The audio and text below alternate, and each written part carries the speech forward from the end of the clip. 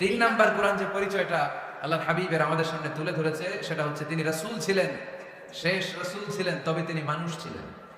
তিনি কি ছিলেন? আওয়াজ করে বলেন। আমার নবী কি জিন ছিল?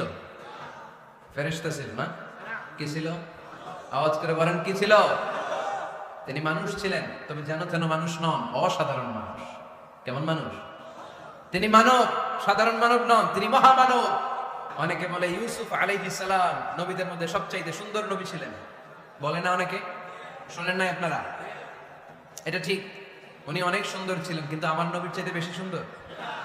আল্লাহর হাবিব বলতেন আনা মালিহুন ওয়া আখি ইউসুফ সাবিহুন, মানে আমি হচ্ছি মালিহ, লাবণ্যময় সুন্দর, আর আমার ভাই ইউসুফ হচ্ছে সাদা সুন্দর। একদিকে লাবণ্যময় সুন্দর, আরেকদিকে সাদা সুন্দর, কোনটার দাম বেশি? চিল্লায় বলতে হবে কোনটা? আল্লাহর হাবিব ছিলেন মালিহ। মালিহ শব্দটা এসেছে মিলহান থেকে, মিলহান মানে লবণ।